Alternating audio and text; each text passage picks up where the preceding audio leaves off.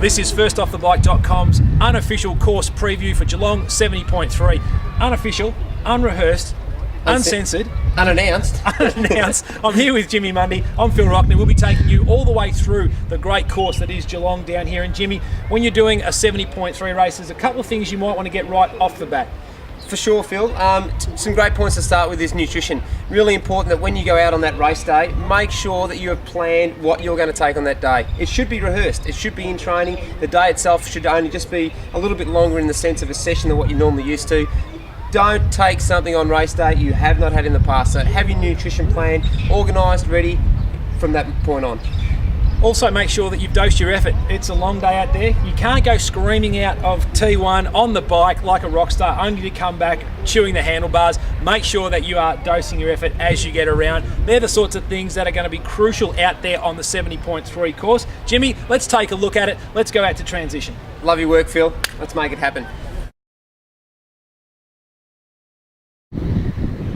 Standing in transition 1, or T1 as we like to call it, you can see that space is plentiful. That's one of the great things about racing Geelong and the 70.3 down here is that you will not have a problem with racking your bike and having the space to do that.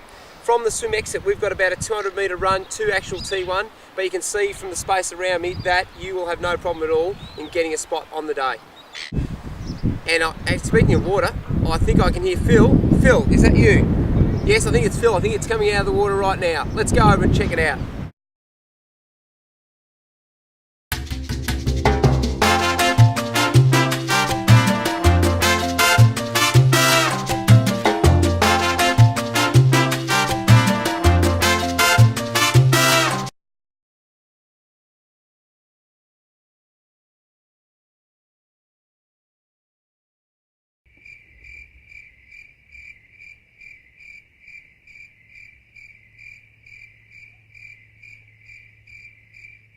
Well, thanks very much for that, Jimmy. Transition area looking fantastic. Just behind me is the 1.9 kilometre swim. Not a lot to it really. Plenty of boys out there to make your way around the course. And also it's a drift start, which means if you're not a good swimmer, don't get up the front. If you are a good swimmer, get up the front and let them have it.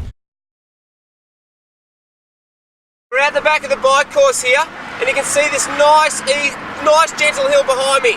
It's not really steep, but it's certainly long, and it's certainly going to be testing on your legs. Particularly the third time you come around here on this looped course here at Geelong. Once again, make sure that you look after yourself in terms of heart rate and effort up this climb. Certainly don't leave all the pennies in the tank. There's 21.1 kilometres to go after these 3 loops on this, again, undulating and very open course.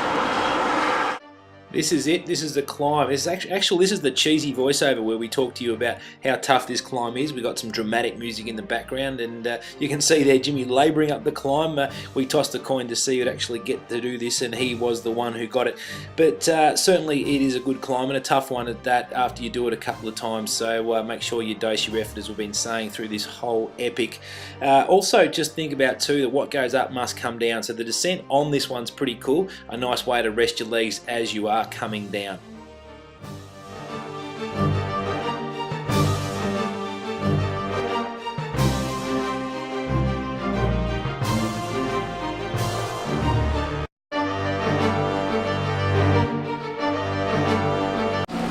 Well, thanks Jimmy. Here we are in the last part of the course. This is where you are going to be making sure that you are getting yourself ready into T2. It's quite a bit curly down here, so just be careful when you are coming down. Nice and softly on your brakes. Make sure that you are checking around for other athletes and yourself. But it's a nice brisk run into T2. You'll love it. So easy on the brakes. Nice swing around.